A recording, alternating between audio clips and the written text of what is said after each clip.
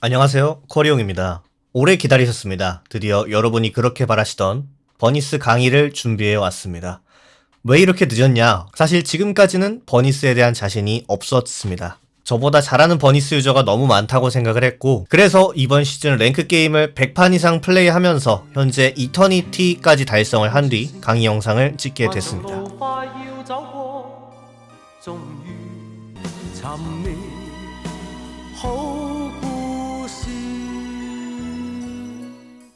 버니스에게는 사실 엄청난 피지컬이 필요하거나 복잡한 콤보가 있는 실험체가 아닙니다. 다른 딜러들에 비해 간단하고 확실한 구조를 가지고 있습니다. 그래도 초심자분들이 간단하게 이해하실 수 있게 딱 두 가지의 목표를 알려드리도록 하겠습니다. 첫 번째는 2일차 낮에 포스코어를 뽑아 레이더를 구매하는 것.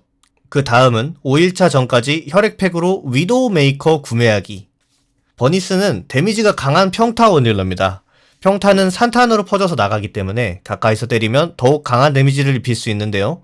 그렇기 때문에 초중반 야생동물 사냥이 상당히 빠르다는 장점이 있습니다. 또한 평타 후 딜레이가 거의 없다시피 하기 때문에 미끄러지듯 무빙하면서 평타를 칠 수 있도록 카이팅을 연습하는 것이 좋습니다. 물론 시시때때로 공격 속도가 바뀌기 때문에 전투에서는 활용할 수 없더라도 야생동물을 사냥할 때에는 조금이라도 더 빠르게 핵심 아이템인 레이더를 뽑을 수 있도록 도움이 될 것입니다.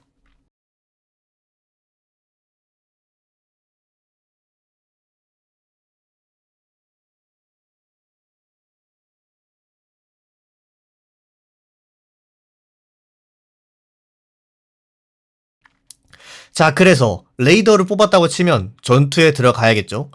버니스의 장점은 궁극기의 CC기를 통한 능동적인 공격과 덫을 활용한 수비 능력. 다시 말해 공격과 수비가 모두 가능한 부분인데요. 먼저 공격부터 알아볼까요? 궁극기와 W의 덫을 사용한 RW 콤보입니다. 궁극기를 먼저 써서 상대방이 묶인 위치에 덫을 깔아주시면 끝입니다. 간단하죠? 하지만 이게 간단하지 않습니다. 왜냐? 버니스의 궁극기는 사거리가 길고 범위가 넓은 편이지만 선 딜레이가 길고 이펙트가 크기 때문에 이동기가 있는 상대방이라면 쉽게 피해버릴 수 있습니다. 실제로 저도 정말 많이 빗나가는데요. 때문에 버니스의 궁극기를 잘 맞추는 법에는 두 가지 규칙이 있습니다. 첫 번째는 상대방을 좁은 곳에 몰아넣는 것, 그리고 두 번째는 상대방이 이동기를 사용해 들어올 때 쓸 것. 버니스는 뚜벅이 실험체지만 이를 사용해 상대에게 다가갈 때 이동 속도가 증가하고 Q를 통한 슬로우로 상대를 따라가는 구도에서 상당히 유리합니다. 따라서 우리가 아이템이 많아 강한 상황이라면 상대방을 추격하는 구도가 형성이 될 텐데요. 추격을 할 때 상대방을 좁은 통로로 유도해 그쪽에서 궁극기를 사용하는 것이 중요합니다. 예를 들어 모래사장같이 넓은 지역보다는 골목길이나 성당같이 좁은 길이 이어진 지역에서 궁극기를 사용하는 게 조금 더 적중률이 높아질 수 있겠죠. 사실 이렇게 복잡하게 얘기할 필요도 없이 우리 팀에 CC기가 있다면 더욱 편하게 궁극기를 맞출 수가 있습니다. 그래서 버니스는 보통 CC기가 있는 조합에 사용하는 게 정석입니다. 가장 유명한 조합들을 볼까요?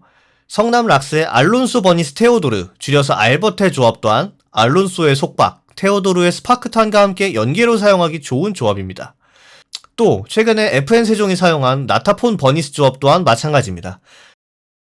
나타폰의 궁극기로 얼린 상대에게 덫을 미리 깔고 풀렸을 때 궁극기를 맞춘다면 교전을 질 수가 없겠죠. 그러므로 버니스를 꺼내실 땐 팀의 CC기가 얼마나 있는지, 내 궁극기와 연계하기가 편안한 CC기인지 확인하면서 픽을 하는 걸 추천드립니다. 자, 하지만 항상 유리한 상황만 나오는 건 아니죠. 다음은 우리가 도망다닐 때와 수비할 때에 대해 알려드리겠습니다. 버니스는 팔이 짧은 실험체죠. 상대방이 더 강해서 우리가 도망가야 하는 상황엔 상당히 위험합니다. 왜냐하면 우리 팀은 대부분 도망갈 때 이동기를 쓰면서 도망가지만 버니스는 이동기가 없기 때문에 뒤처질 확률이 상당히 높습니다. 물론 상대방도 이동기가 있기 때문에 금방 버니스에게 닿기 마련이죠. 자, 우리가 노려야 하는 건 이 부분입니다. 상대방은 버니스를 잡기 위해 이동기를 사용해 접근합니다. 마커스의 E나 덴마의 궁극기, 아이작의 Q 등등. 블링크가 아닌 이상 이동기에는 대부분 딜레이가 있습니다.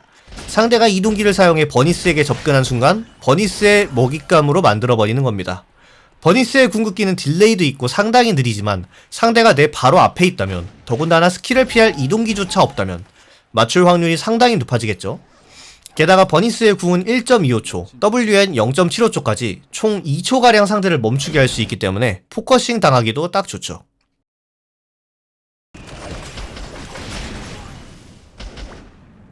수비할 때도 마찬가지로 좁은 통로를 통한 교전이 좋습니다.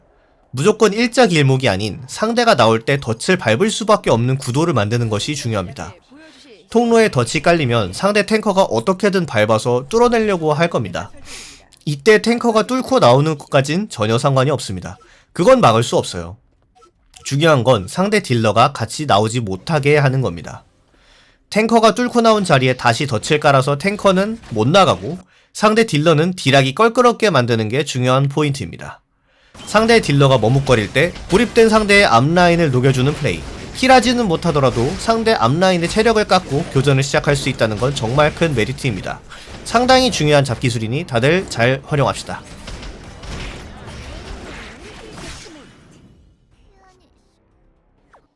다음은 루트와 아이템 특성입니다.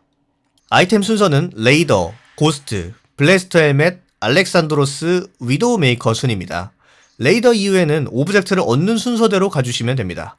만약 미스릴이 남는다면 트와일라이트에 가되 공격 속도가 부족해지므로 신발에는 레이싱 부츠를 사용합니다. 버니스에게 가장 중요한 아이템은 레이더라고 할 수 있겠습니다. 이유는 버니스의 평타 구조에 있는데요.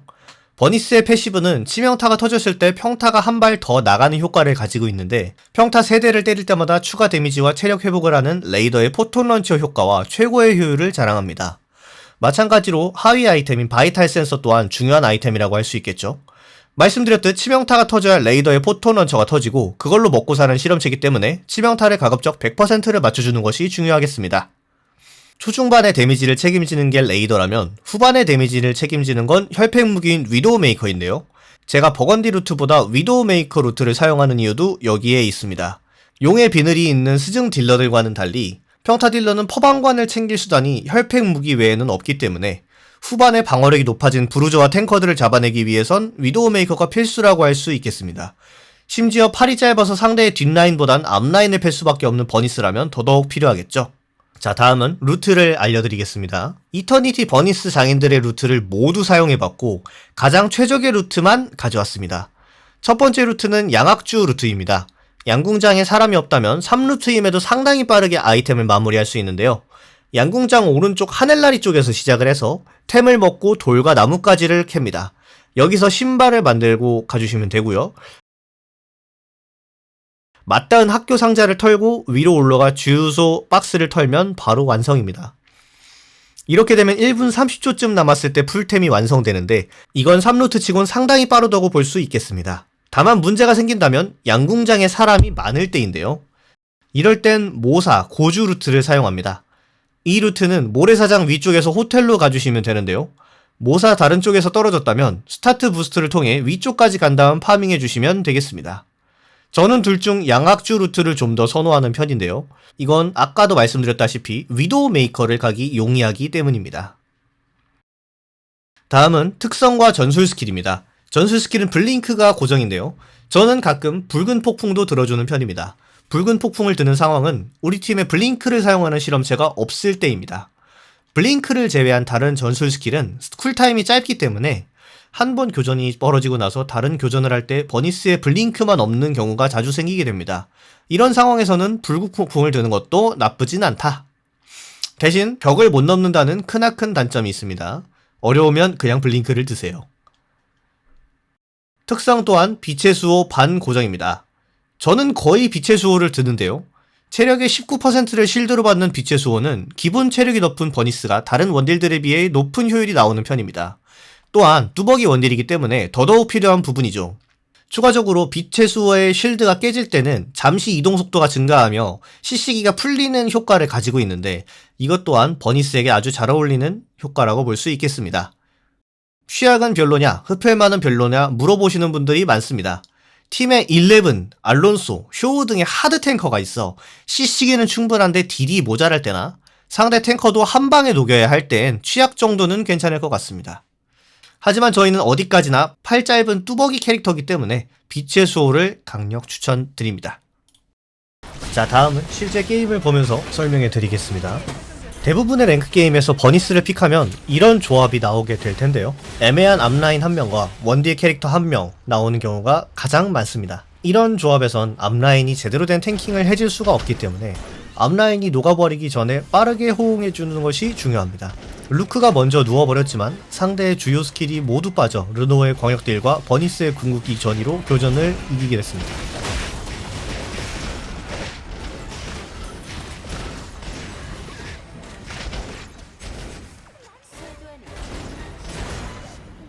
다음 상황은 우리에게 일방적인 시야가 있을 때 궁극기를 통한 이니시에이팅입니다. 상대가 이쪽으로 다가오고 있을 때 시야 밖에서 날아오는 버니스 궁은 상당히 피하기 힘든 편입니다. 또한 빛의 수호를 드는 이유가 여기서 나오는데요. 마르티나의 궁극기 기절을 빛의 수호로 흡수한 뒤 거리를 벌리는 모습을 볼 수 있습니다. 에어본이나 넉백, 붙잡힘이 아닌 상대방을 멈추는 시시기는 빛의 수호를 통해 흡수할 수 있습니다. 다음은 버니스의 E를 활용한 기습인데요. 이번에는 CCTV가 아닌 저격총에 달려있는 1의 시야와 E를 사용하면 얻을 수 있는 시야를 통해 아디나를 잡아내는 상황입니다. 이처럼 상대보다 시야가 넓다는 것은 교전에서 차원이 다른 이점을 가지고 갈 수 있기 때문에 내가 E를 사용했을 때의 시야 끝거리를 항상 인지하고 있는 것이 중요하겠습니다. 다음은 서포터를 동반한 조합에서의 운영법입니다. 이번 조합은 요한과 루크인데요. 생각보다 서포터와의 조합은 나쁘지 않고 특히 상대를 속박하거나 붙은 상대방을 떨어뜨려 줄 수 있는 요한과의 조합이 가장 좋다고 생각합니다. 서포터들은 체력을 회복해주기 때문에 가급적 오래 싸울 수 있도록 받아치는 교전이 유리한데요. 보통 서포터와의 조합은 서포터나 함께 있는 딜러를 먼저 잡아내는 게 주요 공략법이기 때문에 상대 근딜이 먼저 들어오려고 할 겁니다. 지금 보시는 교전에서는 상대방이 먼저 물리긴 했지만 상대 근딜 2명이 깊게 들어오며 요한의 속박, 버니스의 궁극기가 전이 되어 오랫동안 묶여있게 되며 교전을 승리하는 모습입니다.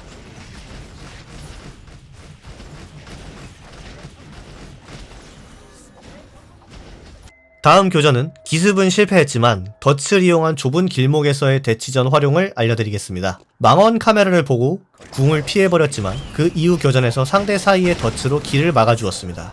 꽤나 공간이 넓고 상황이 긴박해 완벽하게 막히지는 않았지만 그럼에도 상대의 무빙에 상당히 큰 제약이 들어가는 게 보이실 겁니다.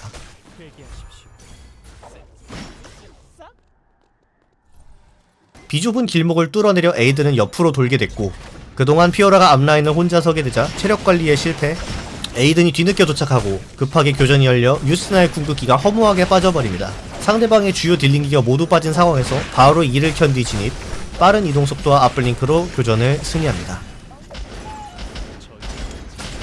같은 상대와의 다음 교전도 보시겠습니다. 요한이 버니스를 집중 케어하는 걸 보자 이번에는 피오라가 선 궁극기로 루크를 먼저 노리려고 합니다. 피오라가 진입하자마자 바로 상대방 뒷라인에 덫을 설치, 상대방의 진입이 한 턴 늦춰지게 되며 루크에게 요한의 케어가 닿게 되며 다시 한번 교전이 승리로 마무리됩니다.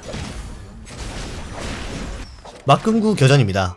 덫을 활용한 자리 선점이 버니스의 최대 장점이기에 그대로 길을 막았지만 상대가 다른 경로로 진입한 뒤 나타폰의 궁극기로 블링크가 허무하게 빠져버린 상황입니다. 아군의 체력 상황도 좋지 않고 블링크를 2레벨로 업그레이드한 상황이라 금지구역 손해를 보더라도 지금 싸우는 것보단 빠지는 판단을 합니다. 금지구역 카운트 계산 후 블링크가 아슬아슬하게 돌 타이밍에 진입하기로 합니다. 이렇게 반대로 자리를 뚫는 경우에도 상대방과 나의 사이에 덫을 깔며 최대한 무빙에 제약을 주는 게 중요합니다. 나타폰의 궁극기가 다시 한번 들어오고 이를 통해 앞무빙으로 피한다는 선택지도 있었지만 블링크가 없으면 이슈투반의 궁극기를 피하기 힘들기 때문에 얼마 남지 않은 블링크를 위해 한 턴 버텨주기로 합니다.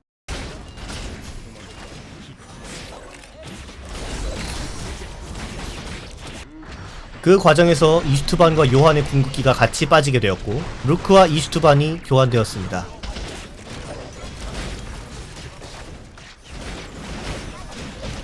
바로 나타폰에게 딱 붙어서 산탄 평타를 모두 히트시키며 잡아주었고 아티팩트를 사용한 엠마에게 덫을 깔아주며 게임이 마무리됩니다.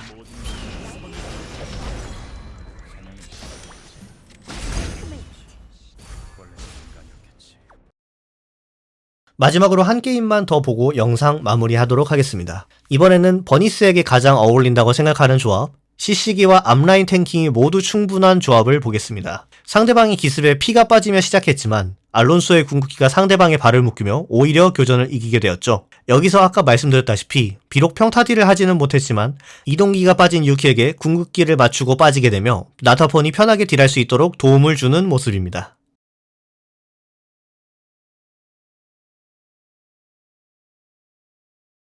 다음은 감시 카메라를 통해 상대가 오고 있음을 확인했고 상대방이 부시 체크를 하지 않았기 때문에 그 사실을 알고 있음을 모른다는 사실까지 인지한 상황에서의 교전입니다. 나타폰의 카메라, 버니스의 저격총 모두 시야가 달려있는 무기이기 때문에 같은 각을 보고 시슬라를 동시에 노려주며 한 방의 교전을 승리하게 되는 모습입니다.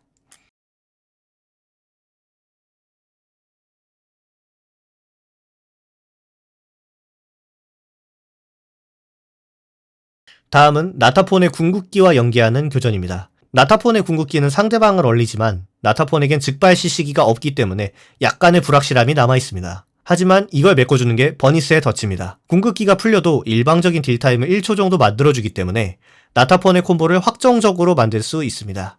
지금도 위클라인을 보고 급해진 상대가 들어왔다가 나타폰의 궁극기에 걸려 덫 연계를 맞고 한 방에 눕게 됩니다. 다음은 나타폰 조합의 막금구 교전입니다. 역시 먼저 자리를 잡았고 덫으로 길목도 막았지만 다소 허술해 바로 뚫려버리게 됩니다. 바로 후퇴 후 금구 카운트 이득을 보고 가장 큰 변수인 하늘나리를 미리 터뜨려줍니다. 버니스의 평타는 2대씩 나가기 때문에 망원 카메라를 빠르게 지울 수 있습니다. 항상 잘 지워주시는 것이 중요하겠습니다.